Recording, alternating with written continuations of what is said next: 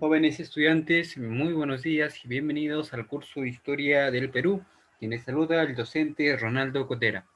Muy bien, el tema que vamos a ver el día de hoy justamente son la independencia de la América hispana, también conocido como la Guerra de la Independencia Hispanoamericana, ¿no? Hay que señalar que eh, la independencia de la América hispana básicamente es una serie de conflictos que se van a desarrollar básicamente en las posesiones americanas del Imperio Español a principios del siglo XIX, entre 1810 y 1829, en los cuales básicamente se van a enfrentar el bando a favor de la independencia en una operación conjunta, también conocido o denominado también como patriota o revolucionaria, contra el bando que estaba pues a favor de mantener la integridad de la monarquía española, que se le conocía más tarde como realista o el ejército virreinal.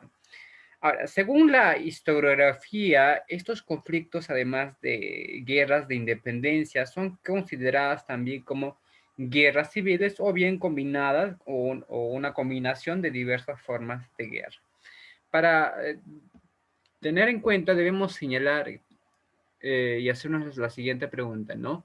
¿Por qué los americanos decidieron luchar por su autonomía?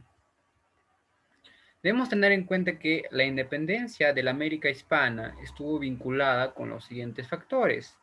El primero de ellos es básicamente la crisis de la monarquía española, cuya decadencia se va a manifestar durante la invasión napoleónica. Otro aspecto que podemos señalar es la influencia de las ideas de Cádiz, ¿no? Donde básicamente las juntas de gobierno en América y las instituciones relacionadas con las Cortes de Cádiz se convirtieron en espacios básicamente de aprendizaje político, donde los criollos americanos se familiarizaron con las ideas liberales y obtuvieron una visión global de la monarquía y su posición dentro de ella. Por ejemplo, aquí en la imagen podemos tener en cuenta más o menos los años, ¿no?, en que estos van a obtener su independencia. Sin lugar a dudas, el primero de ellos fue Argentina en 1816, seguido de Chile en 1818, luego pasaría también a la Gran Colombia en 1819 y en conjuntamente con las provincias de América Central, con México y Perú en 1821. Ojo, eso sería la proclamación de las independencias. Entonces, porque hay que señalar que el proceso de independencia todavía es mucho más largo y que va a tomar todavía mucho tiempo más, ¿no? Entonces, señalado esto, debemos tener en cuenta que básicamente este enfrentamiento o los movimientos independentistas de la Hispanoamérica van a ir adquiriendo forma, principios, formas políticas que van a estar variadas de acuerdo con las condiciones que van a estar imperando en cada región y básicamente todas van a converger o van a llegar a un solo punto, que básicamente es buscar un Estado liberal, ¿no? Entonces, de esa forma se va a buscar una postura eh, historiográfica donde dice que la emancipación hispanoamericana tiene sus raíces básicamente en la independencia de las colonias británicas de América del Norte en 1776, la Revolución Francesa, o también conocido como o también así eso le agregamos también, por ejemplo, como un factor, la Revolución Haitiana.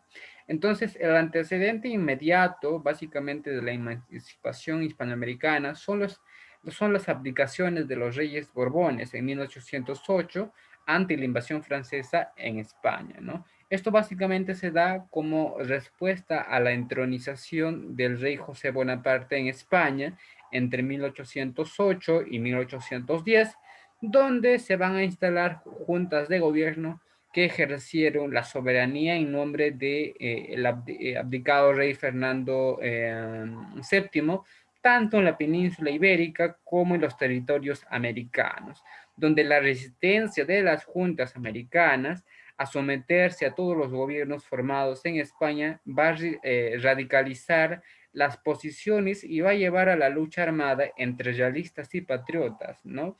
Entonces, es a partir de 1810 donde los diversos movimientos americanos comenzaron a declararse autónomos. Y eso es como lo que vamos a ir viendo justamente desde 1810, 1816, para ser más exactos, ¿no?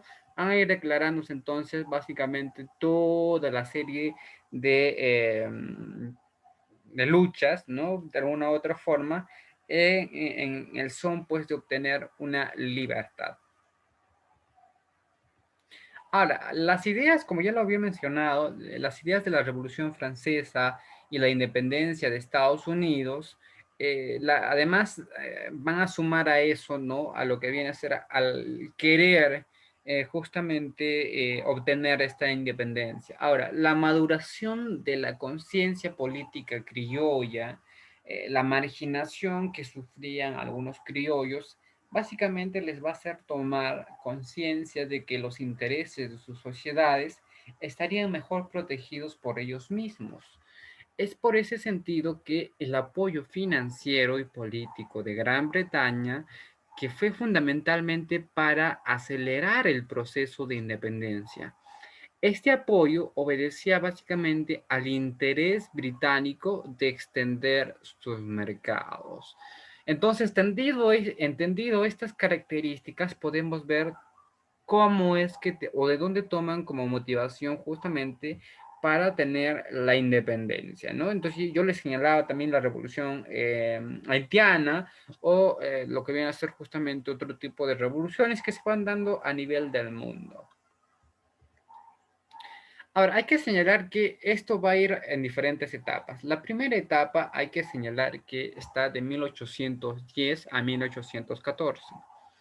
Hay que señalar que la primera etapa del proceso de emancipación va a coincidir con la invasión francesa de Andalucía y la crítica situación militar de España, que no pudo enviar tropas de refuerzo a América.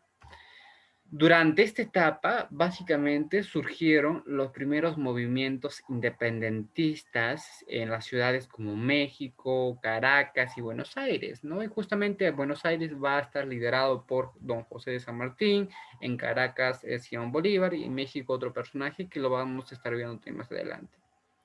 Ahora, entre 1814 y 1816, luego de que Fernando VII fuese restaurado en el trono, la corona comenzó a enviar ayuda militar a las autoridades españolas en América. Es así que se va a lograr reprimir a la mayoría de los movimientos revolucionarios, ¿no? Por ejemplo, tenemos la expedición del general Osorio, donde va a recuperar Chile en 1814. El general Morillo va a acorralar a Bolívar en Nueva Granada en 1815. Y en México se van a aplastar la insurrección de Morelos, ¿no? Ya que no van a tener la fuerza suficiente. Pero solamente en Buenos Aires, en Montevideo y en Asunción se van a mantener su independencia. Entonces, estos van a ser los primeros estados. Por eso que les señalaba que solo ellos fueron los primeros en obtener su independencia. Ahora, a pesar de la represión realista, la mayor parte de los dirigentes americanos estaban convencidos de la necesidad de la independencia. La lealtad al rey se habían transformado básicamente en un sentimiento anti-español, que esto además acrecentado por la violencia de la guerra. Por ejemplo, en ello tenemos la Revolución de Mayo en Buenos Aires, ¿no? Hay que señalar que el movimiento clandestino criollo tenía sus planes y sus dirigentes eran Manuel Belgrano, Juan Castelli y Nicolás Rodríguez Pena, ¿no? Ahora, al saberse que las tropas francesas habían llegado a Andalucía, comenzó la revolución el 18 y el 19 de mayo de 1810. Es así que el 22 de mayo de ese año se va a celebrar justamente un congreso para deponer al virrey y nombrar a un nuevo gobierno. En principio, se aconsejó la no violencia, pero el cambio de régimen ¿no? Provocó lo contrario. Ahora, se va a nombrar a una junta de gobierno que va a estar formada enteramente por personajes pertenecientes a la élite criollos, ¿no? Intelectuales y en algunos casos militares, donde básicamente el pueblo no tenía representación, por así decirlo. El depuesto rey de Buenos Aires, Liniers, el intendente y el obispo intentaron básicamente una contrarrevolución contactando con las autoridades españolas del Alto Perú. El resultado fue que la ejecución de Liniers y del intendente por la Junta de Gobierno en agosto de 1810 y en 1812 el gobierno reprimió la última y más formidable conspiración contra el poder criollo. Entonces, en eso básicamente consiste la Revolución de Mayo en Buenos Aires, llevada a cabo en 1810. La segunda etapa comprende desde 1816 a 1824. La segunda etapa comenzó a mediados de 1816, cuando el Congreso de Tucumán va a declarar la independencia de Argentina y terminó en 1824 con la batalla de Ayacucho, en donde se venció al último ejército realista y se va a consolidar la independencia del Perú. Hay que señalar que en 1818 Chile alcanzó la independencia después de que el general San Martín, con el respaldo del gobierno argentino, derrotara a los realistas en las batallas de Chacabuco y Maipú, ¿no? Por otra parte, desde el norte de la actual Colombia, los generales Bolívar, Santander, Sucre van a reanudar, ¿no? Reanudaron justamente la ofensiva y vencieron a los realistas en la batalla de Boyacá el 7 de agosto de 1819. Ese mismo año, el Congreso de Angostura va a proclamar la independencia de la Gran Colombia, que era básicamente la república integrada por los actuales países de Colombia, Venezuela, Ecuador y Panamá. Posteriormente a eso se va a dar lo que se conoce como la independencia de Chile.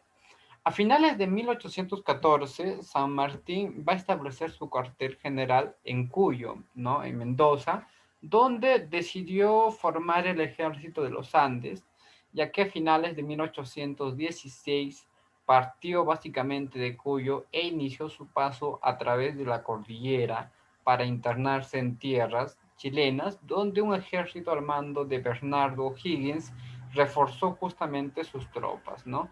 En febrero de 1817, San Martín derrotó a las tropas realistas en Chacabuco, tras lo cual ingresó a Santiago, donde Higgins fue nombrado director supremo de la nueva república. Sin embargo, las hostilidades con el ejército realista continuaron hasta el 5 de abril de 1818, fecha en que los patriotas vencieron definitivamente en la batalla de Maipú. San Martín básicamente va a buscar la aprobación y va a buscar también la ayuda de las dos nuevas repúblicas, ¿no? Argentina y Chile, para iniciar básicamente en contra del virreinato peruano. Se propuso pues entonces organizar una fuerza naval, una tarea que encomendó al marino inglés Thomas Cochrane, quien utilizando como base las naves chilenas formó la Escuadra Libertadora. El sueño de la unidad hispanoamericana.